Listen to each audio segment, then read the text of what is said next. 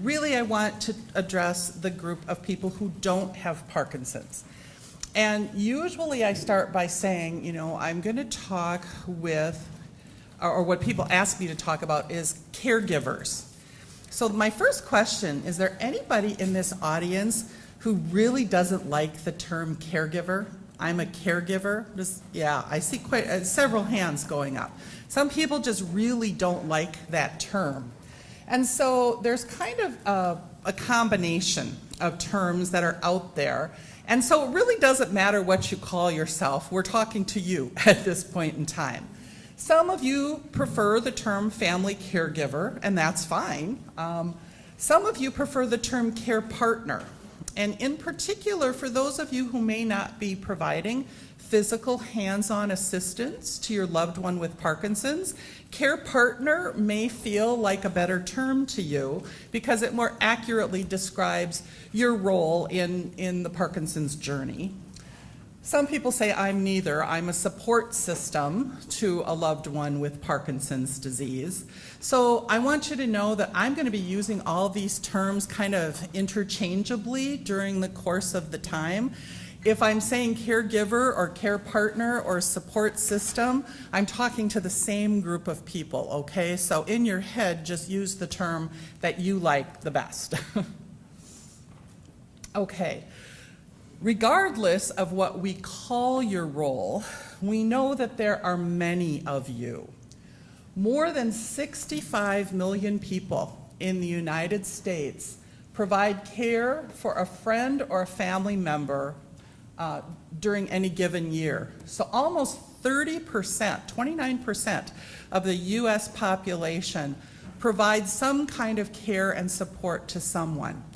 And I have to stop here and say, that might be one of you who has Parkinson's disease. Just because you are living with Parkinson's disease doesn't necessarily mean that you are not yourself a care partner or a caregiver or a support system to someone in your family, to a friend, to a neighbor, etc. Caregivers spend an average of 20 hours per week providing care for their loved one. And I think this is talking about people who are providing more hands-on assistance. But look at that number, 20 hours a week. So some people are working full-time and suddenly have another part-time job, right? Half-time job in doing care assistance or care support. So who is a family caregiver? These are just statistics that are out there. The average age of a family caregiver is 49.2 years old. Is there anybody here who's 49.2 today? Again, averages don't tell us a lot of information, do they? It just means that there are people both above and below that number. Almost half of family caregivers are under the age of 50. And I think a lot of people in that category may be adult children that may be helping to care for an aging parent. I was a family caregiver for my father, who did not have Parkinson's disease. He had an atypical form of Parkinson's disease. Some of you may have heard of it, called Lewy body disease. Has anybody here heard of Lewy body disease? Yeah. So I kind of know what it's like to also be a family caregiver. About 34% of caregivers are over the age of 65. So we know that many people in their advancing years are taking on new responsibilities in the role of caregiving. And I thought this was an interesting statistic. Upwards of 75% of all caregivers are women. Does that surprise anyone in this room?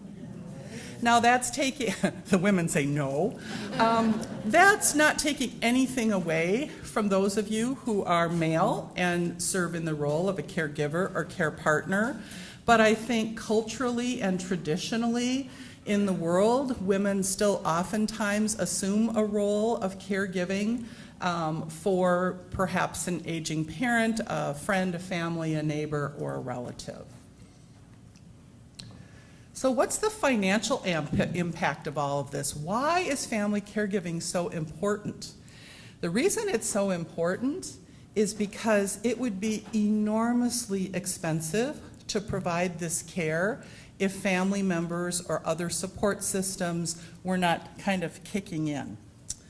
The value of the services family caregivers provide for free, right, when caring for an older adult is estimated to be $375 billion a year.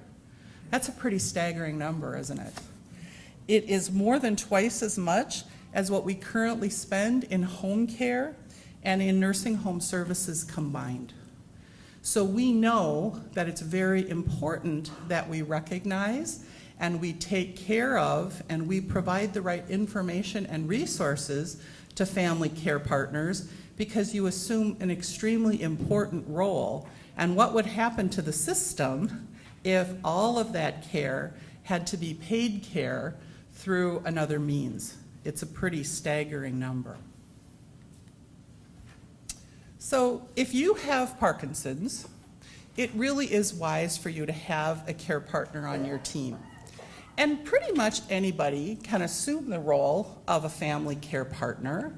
I think oftentimes we think that it's a spouse or a significant other who's assuming that role, and many times it is. But it might be, you might be a single person, and perhaps your care partner is another relative or a very close friend or a neighbor. Anyone can assume this role, and so we have to make sure that everyone is recognized when they're doing family caregiving, and to make sure that they have the necessary resources, the necessary information, and the necessary support. And here's a plug. Carepartners should really become involved very early in the Parkinson's journey. I've worked at Struthers Parkinson Center, which is in Golden Valley, for a number of years, over 30. And one of the things that we sometimes see, which I think is unfortunate, is when people maybe start coming to clinic to see their physician, oftentimes some people with Parkinson's come alone, individually, for their initial medical appointments. And then maybe they've lived with Parkinson's for quite some time, and maybe some challenges start to arise. And suddenly arriving into the appointment is a spouse, an adult child, or someone else who's trying to provide support and care and assistance. And they're kind of starting at ground zero, because they really haven't had the opportunity to have the education that they need and to understand Parkinson's disease. It's pretty complex, isn't it? And just to understand that particular individual's journey with Parkinson's disease. So this is a plug to think about who is your family care partner and who do you feel comfortable having in that exam room with you when you are going to see your clinical provider, and making sure that that person is also part of the appointment. A second set of listening ears during a medical appointment, I think, also makes a lot of sense. When you are in a medical appointment and the physician is telling you maybe a whole bunch of things, right? I want you to stop this medication. I want you to increase this medication. And let's change the timing on these pills. And oh, by the way, for that other thing you asked me about, let's take care of that. And you, as the person with Parkinson's, really wants to be spending time listening and getting it all down. It's sometimes really hard to listen and write everything down or take notes at the same time. So having someone who's kind of the scribe, the designated person, to take those notes can kind of alleviate that from you, the person with Parkinson's, and really allows you to have an ongoing conversation with the provider when they're in the room and not having to spend so much time rethinking and doing. I can't tell you how many times I've run into someone after their medical appointment who I've known and say, oh, hi, how are you? Oh, everything's great. Did you have your medical appointment today? Yes, I did. And were there any changes made? Yes. And what did they say? And there's this kind of puzzled look that was, suddenly it's like, well, did they say this or did they say that? So again, making sure it gets written down right away makes a lot of sense. Most physicians usually now provide what's called the AVS, the after visit summary. Do you get a printed piece of paper from your physician usually now when you go to a medical appointment? They're really required to do that, and so if they're not giving you a printed piece of paper with some instructions, make sure you're asking for it. The other reason a care partner should be involved early in the journey is that their support for that person with Parkinson's. You know, from the time of diagnosis, how many of you remember the day you were diagnosed with Parkinson's? Yeah, right? And many people say to me, well, the doctor said you have Parkinson's disease, and then they said a whole bunch of other stuff. But I didn't hear anything they said after you have Parkinson's disease. Does that sound like a familiar story to anybody? I see a lot of heads nodding, right? So really, you need support right away. Coping with a new diagnosis, kind of figuring out where you're going to get your answers, and just being able to bounce ideas and share your feelings is extremely important very early in your diagnosis. So care partners want to be involved right away, early in the journey. And then care partners also need resources and support, sometimes a little bit different than the resources and support that someone who's living with Parkinson's need. But you've also taken on a new role, right, when a diagnosis like Parkinson's is made. And you also might have separate questions, you need separate resources, and the earlier you get involved in the journey, the better you're going to be able to answer questions and seek those resources for yourself. So Caremap, or Caring and Coping, was within the title of my presentation, right? These are a couple of resources that the Parkinson's Foundation has put together that are designed specifically for family care partners or caregivers, okay? One of them is a website. If you go on that website, one of the hosts might look familiar because it's me, talking a little bit about some of the resources that are on the website. But caremap.parkinson.org, and this is on your slides today, and also on this little blue card.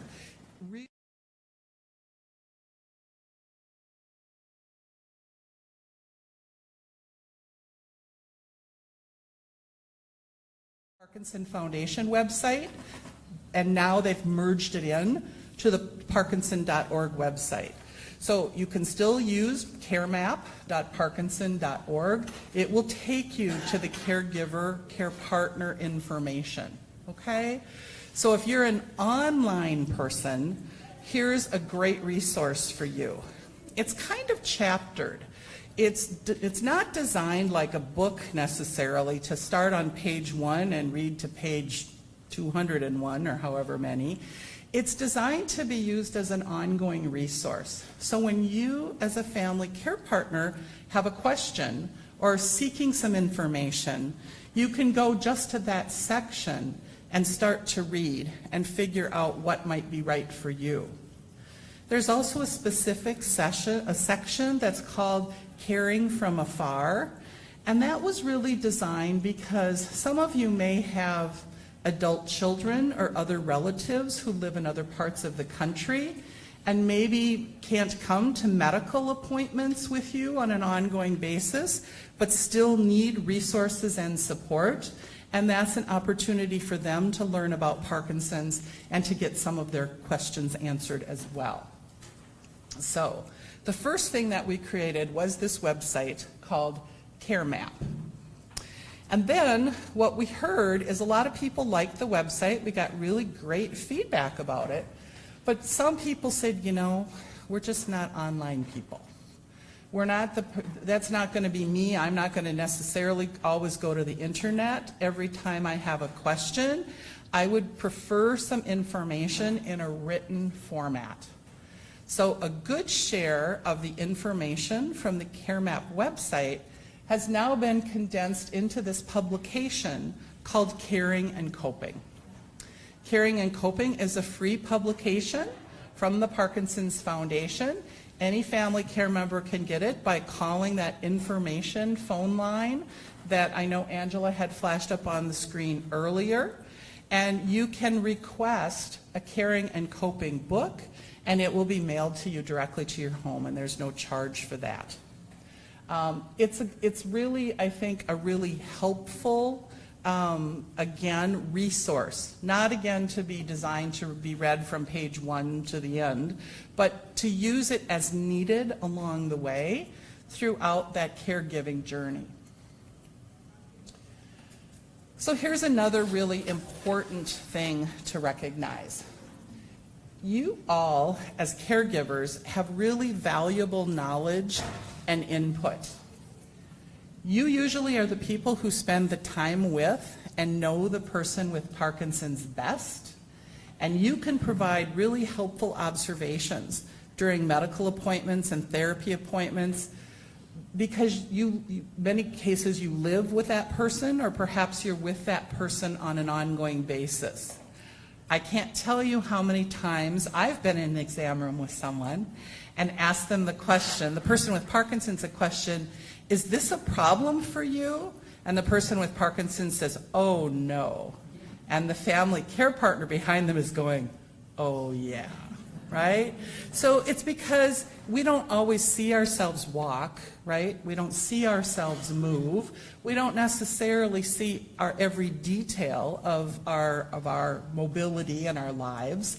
But sometimes family members have very keen observations, and you may be the individuals who note changes or concerns or problems that can be addressed.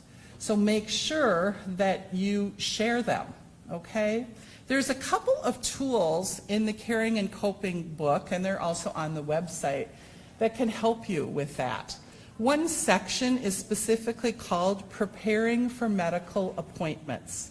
Now, some of you may already, I know, for people who come to Struthers Parkinson Center, and I'm sure many other clinics do this as well, before you go in for your appointment with your neurologist or your care provider, you sometimes receive a packet of information to fill out prior to going, right?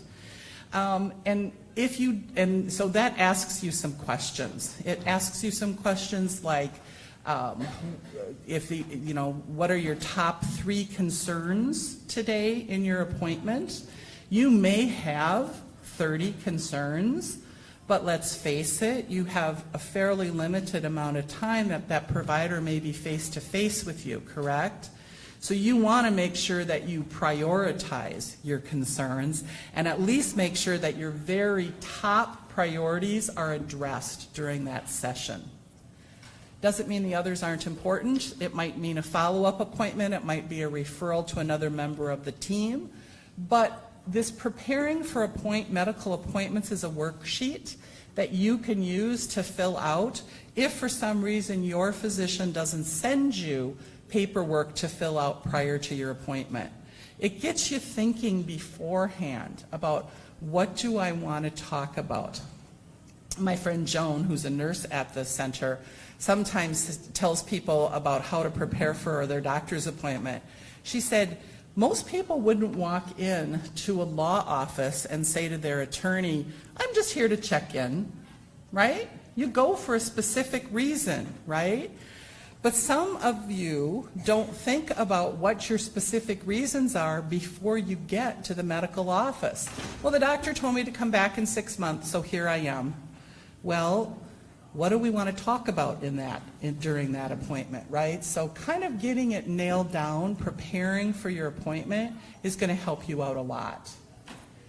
There's a medication list and a schedule. Always make sure that you have a current list of your medications.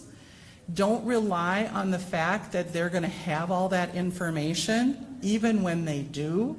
Perhaps there's been changes. Perhaps over the phone you've called in, and so the list that's currently in front of that doctor may have been altered slightly. Or maybe you've seen another specialist who's maybe not even in the same medical system, and that particular new medication hasn't been added to the list yet. So make sure you have a listing of everything you're taking, and most importantly, the timing that you're taking your medication. We all know about on time, every time with Parkinson's pills, right? And how you should hear that phrase over and over, probably in your sleep. But it's really important to know the timing of when you're taking your pills. So make sure that you're including that information in your current medication list. And then there is such a thing as called a PD symptom diary. So what the heck is that? Has anybody here ever experienced what are called officially motor fluctuations, or some of you may call them ons and offs, right? Where sometimes you just feel better than others, right? Here's the thing about medical providers and Parkinson medications. It's all about the patterns, okay? If you just go in and say to your medical provider, I'm off sometime during the day, and you don't kind of have a clear idea of when that might be, it's really hard for that provider to make some recommendations about adjusting your pills for optimum benefit. So a symptom diary just allows you to track your symptoms over a day or two, right? You're just simply listing the time you took your pills and then how you're feeling. Are you off? Are you on? Are you having a lot of dyskinesia? You all know what I'm talking about with dyskinesia, right? That kind of extra twisty motion that comes sometimes with Parkinson's side effect of medication. So it just gives you, and it also you also make some notes of when you eat, right? And why was it important to know when you might eat with Parkinson's? Yeah, it's because carbidopa-levodopa can interfere with, or protein in food can interfere with the absorption of carbidopa-levodopa. And so the doctor wants to see it all, right? They want to see the pattern. Now, I'll be perfectly honest. They don't want to see 1 month of daily symptom diaries, right? A day or two should be sufficient, so you don't have to track scrupulously. But if you're looking for patterns or noticing some changes, these PD symptom diaries might be a really effective and efficient way for you to have a conversation with your doctor about some of the things that are going on with you. Another really important role for the family caregiver is to be an advocate, right? Sometimes you're the person, as the family member, the support system, that helps other people, other family members or friends understand about Parkinson's disease, because Parkinson's is really complex, isn't it? And sometimes you, whether you're a person with Parkinson's or a family care partner, get inundated by really well-meaning friends and family members, right? Oh, I read this article, and here's a new pill that I'm sure, so-and-so has to try. Or I heard that there's this great clinic in Mexico that people are going to for Parkinson's disease. Or I heard that everyone is having this particular surgery for Parkinson's disease. It's great that people want to be helpful, but the thing that you really sometimes have to be comfortable in saying is people with Parkinson's are snowflakes. You're all the same with the same diagnosis, but you're all different in your symptoms. And what pill may work really well for one person, or one surgery that worked really well for one person, isn't for everyone, right? And so you kind of have to be the advocate and sometimes kind of run interference. And sometimes that can be a frustrating role to have, particularly when everybody wants to give you what they feel is really good advice. Another place where family caregivers really end up needing to be advocates is when someone is in the emergency room or when they're hospitalized.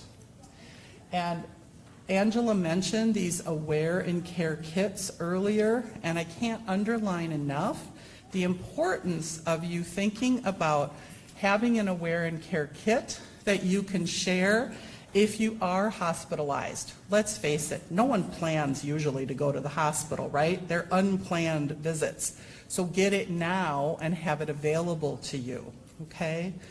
The statistics nationally tell us that 3 out of 4 individuals with Parkinson's, 75% of people with Parkinson's, do not receive their pills on time when they're hospitalized. And of that 75%, over half of them have a complication that makes their hospital stay longer simply because they didn't get their pills on time, okay? So pills on time is important. And I'm not here to bash my colleagues in healthcare. Nobody wants to provide bad care. But not everyone is an expert in Parkinson's disease like you all are because you have it or you live with it on a regular basis. So sometimes these aware and care kits can kind of be an excellent first step in giving you the backup information that you need when you are the advocate in saying, my loved one has to have their meds on time every time. And it really can't necessarily fall to the person with Parkinson's in these situations because they're in the hospital, right? They're sick or they're injured or they have something going on. So lots of times that responsibility does fall to family members, care partners, support systems, and make sure that you've got the tools that you need to be effective and efficient. And an aware and care kit is a really good way of doing that. The other thing I think that family care partners can advocate is to be what's called the designated healthcare agent. It is now believed that everyone in this country over the age of 18 should have an advanced care directive. You all know what I'm talking about? Some people say living will, some people say advanced directive. They're called lots of different things. But all that they are designed to do is to designate a person that if you were not able to share your wishes regarding care in an emergency situation, that you've designated someone that you've had a conversation with that clearly knows your wishes and your preferences and is able to clearly convey that. So it doesn't mean that you have to do this and have to do this because your Parkinson's symptoms are very, very advanced. Usually about mid-Parkinson's, if someone hasn't had an advanced directive, it's really a good idea. There's lots of classes out there about setting up your advanced directives. You can do it online. There's most local hospitals. We host classes at Struthers called Planning and Choices classes that help people fill out their advanced directives. But that's a really important advocacy role for family care partners. And so consider that as you're kind of thinking about being an advocate. Okay, well, the term caregiver is pretty self-explanatory, right? Caregivers oftentimes provide hands-on assistance. And sometimes that assistance comes on gradually. Sometimes you might just give your loved one a little boost up from a low chair or a little boost up out of the car, or maybe you're taking over some tasks that that person maybe used to do, but because of their balance or their mobility aren't doing any longer. Or perhaps someone has noticed a change in their balance, and heaven forbid they've taken a fall. And you, as the family care partner, need to know the safest way to help that person get up from the ground, right?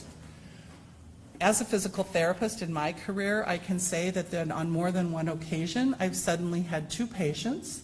I've had the person with Parkinson's who's taken a fall, and I've had a family care partner who has a neck, a back, or a shoulder injury because no one ever showed them the best way to help that person up, and they now have an injury. So that is a perfect referral to rehab. Okay, to see a physical or an occupational therapist to learn the safest way to help someone get up from the ground. That would be covered by insurance. So talk about that. If you're not quite sure about how to do that, it's important to think about. There are classes out there for family care partners as well. At Struthers, we host something called monthly caregiver skills building, which is a little different than support groups. That's for caregivers who have told us they need to learn how to do stuff, like help someone up from the ground, or how do you, if someone's using a walker, how do you lift that into the trunk of the car safely, or just kind of those things that people have to learn how to do as a caregiver. So there are classes out there, there are referrals to rehab, but make sure that you're finding, as a family caregiver, what you need to have education and support so you're not getting injured yourself. And the other thing that I would really encourage family members to do is to speak up. Many times people come to those medical appointments and they are the scribe, but if you've got questions yourself, please don't hesitate to ask them. Really important that you speak up and make sure that your questions and your needs are addressed as well. Above all, Carepartners provide the most important parts of all, right? The support, the love, the companionship, the friendship, what people need as they're living on this journey with Parkinson's. So let's take a minute and talk a little bit about family caregivers and how do you find balance in your own life. I just told you a little earlier that the average number of hours spent with providing care assistance is 20 hours a week. That's a lot of time, is it not? And so sometimes as family members, your life starts to change a little bit. The best way I ever heard it described was a family therapist who said, Parkinson's is like the uninvited guest that comes into your home and is never going to leave. But you have to decide what room it's going to live in. In other words, it can be all you take over your life, or you can take steps to manage it and keep it in the right perspective within your lives.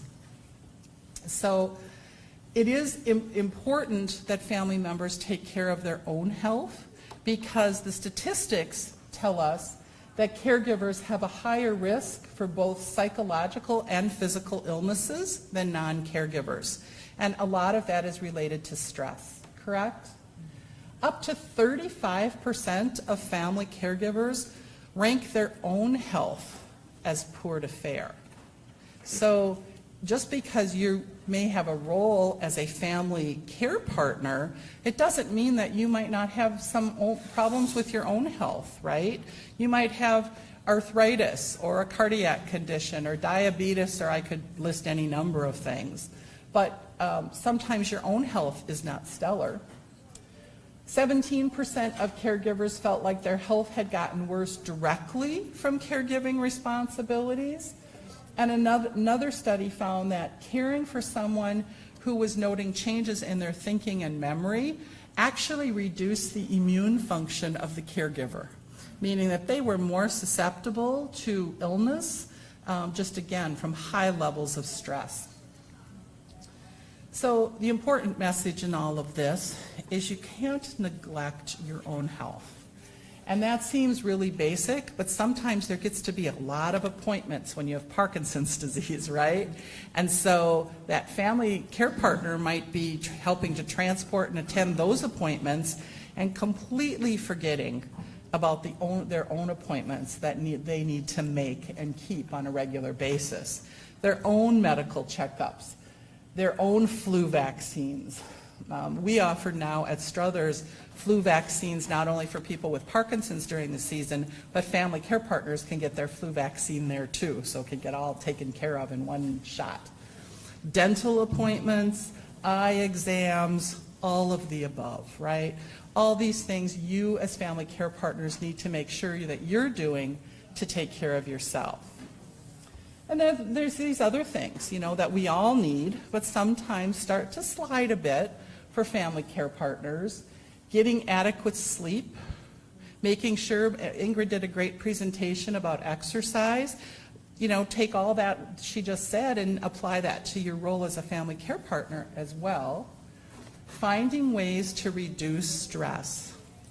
One of my favorite ways to tell people, family care partners, about reducing stress is kind of thinking a little bit about reprioritizing, all right? And here's a word for family care partners that I would like you all to learn how to say. No.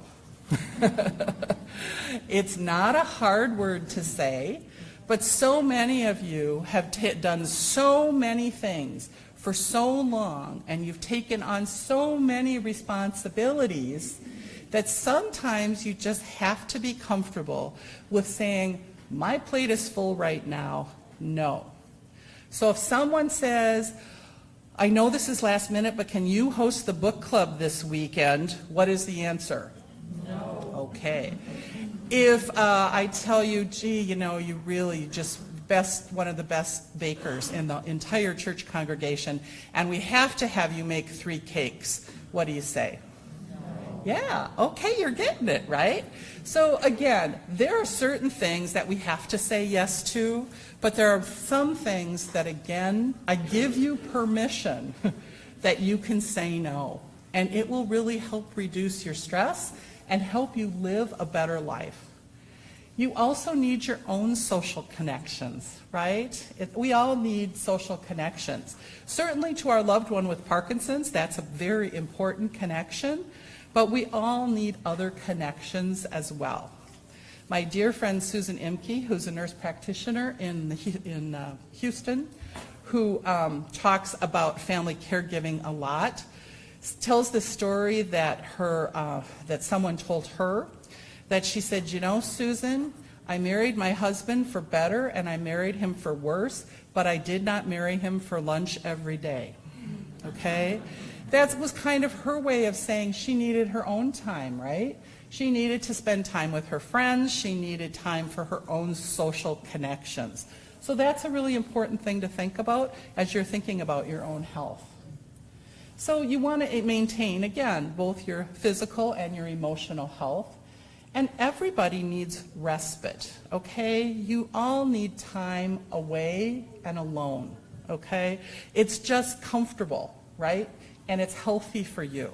So it might just be that you are going to go away for a couple of hours, or you're going to close the door and have a cup of tea. Whatever respite means to you, it's important for you to have it.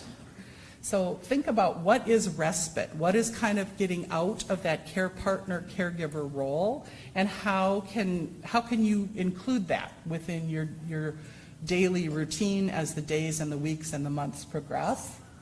And then finding your own support. Does anybody here attend Parkinson's or no, attend a support group? A Parkinson's support group? Several of you do, and I'm happy to hear that. I would encourage you, if you've never tried a support group, to try it.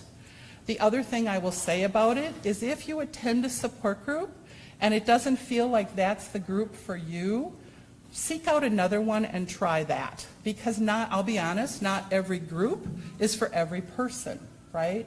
Sometimes just the term support group kind of freaks people out. They're like, I don't share. I don't want to talk about my deep, dark secrets. That's okay. A lot of support groups should really be called education and support, because people learn things together, they share some information, but it doesn't necessarily mean that it has to be a therapy group. Some people kind of shy away from the idea. But finding support, and if you're just not a group person, find someone to provide you support, whether that's a friend or a neighbor or a trusted relative, that you feel that you as the care partner receive support as well. So know yourself and know what you need.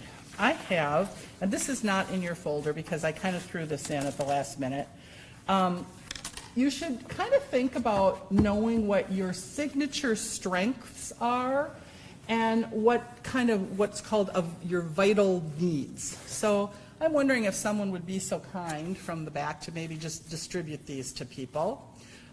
If you happen to be live streaming and you're not getting this piece of paper, it's not imperative that you have the piece of paper. Thank you so much. It just gives you some ideas. So in terms of your signature strengths, there's just a whole bunch of words on a page. Everything from appreciation, persuasive, reliable, trustworthy, leadership, maturity. There's a bunch of different words here. It just asks you to circle 5 strengths that you've utilized in the past or that you think you might use in the future. What do you think are your signature character strengths that carry you through?